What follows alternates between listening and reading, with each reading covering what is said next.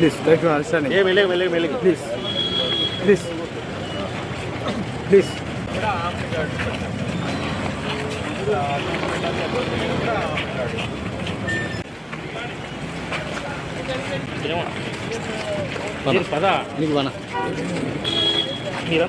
No, చిన్నగా ఇది ఇటువైపు టెంపుల్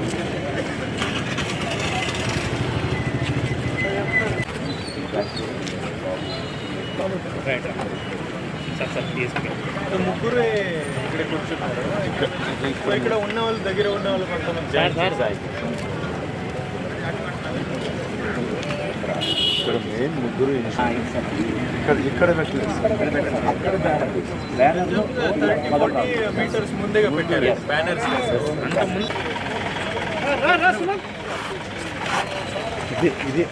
ఇది తీసుకోవాలంటే all compulsory, all Rakshaks, all patrols ఈ ఏరియానే.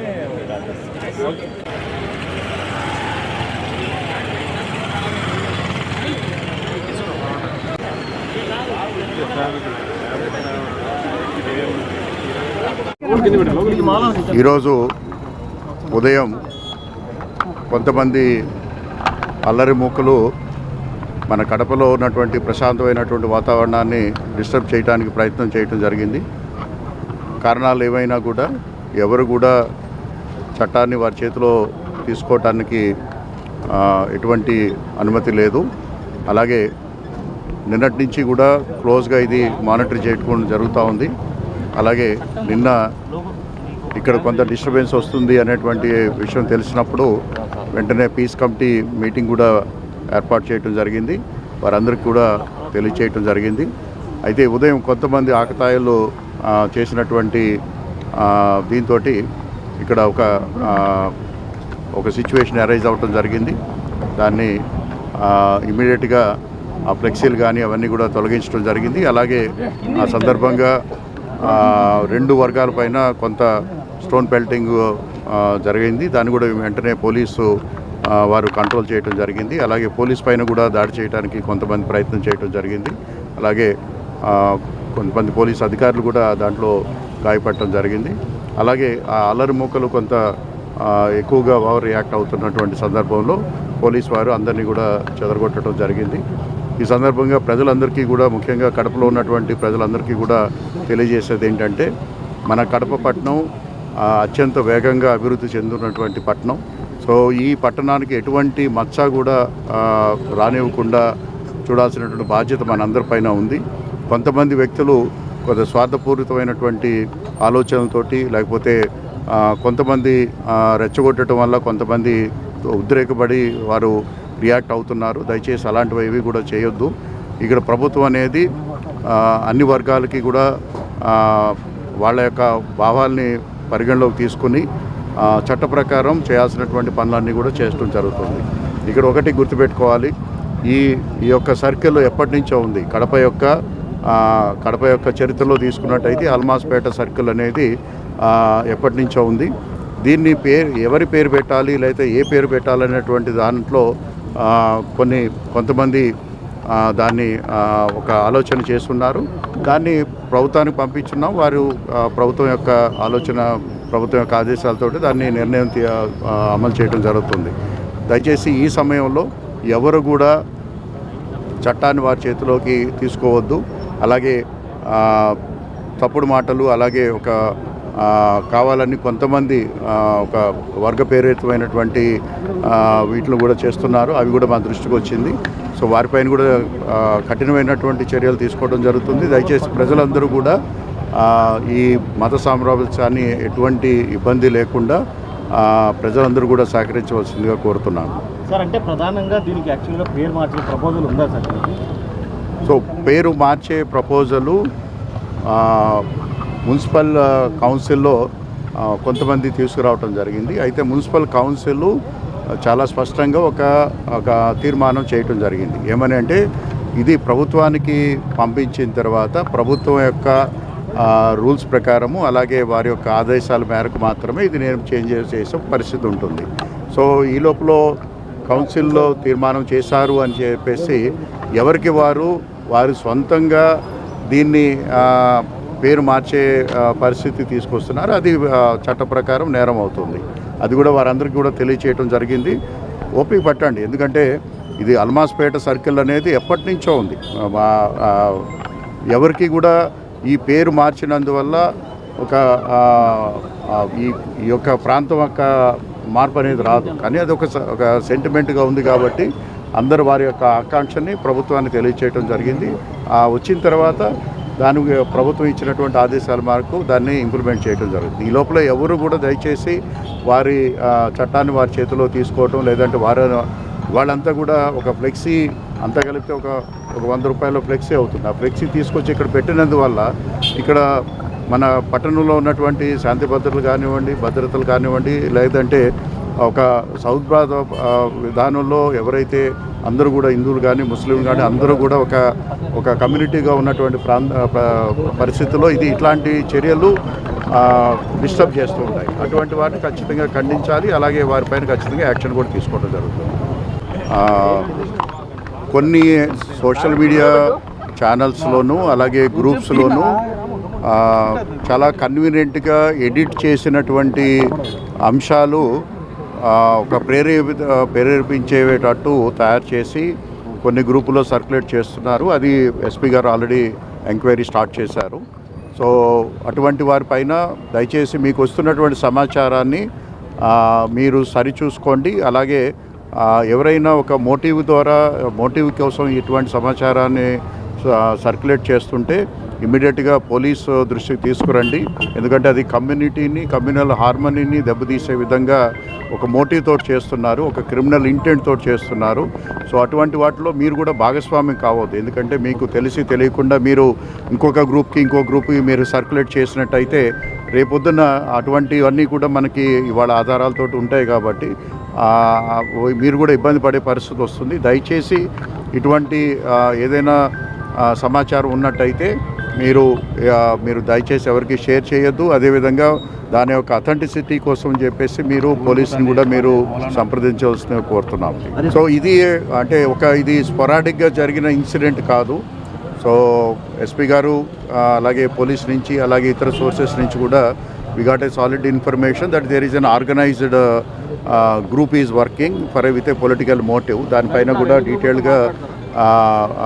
డీటెయిల్గా దానిపైన ఇన్వెస్టిగేషన్ జరుగుతూ ఉందని చెప్పారు. So we will see.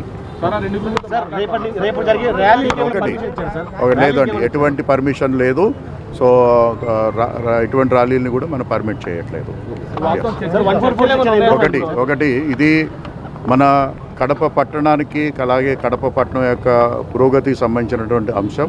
So దానికి సంబంధించి ఈ అంశం పైన ఈరోజు అన్ని గ్రూపులతోటి అలాగే కమ్యూనల్ గ్రూప్స్ తోటి అలాగే పెద్దలతోటి అందరితోటి కూడా పీస్ కమిటీ ఏర్పాటు చేయడం జరిగింది. వాళ్ళతో కూడా ఇప్పటికే వివిధ స్థాయిల్లో మాట్లాడటం జరిగింది. వారందరినీ కూడా కూర్చోబెట్టి, ఎందుకంటే ఇటువంటి తప్పుడు సమాచారాన్ని త్వరగా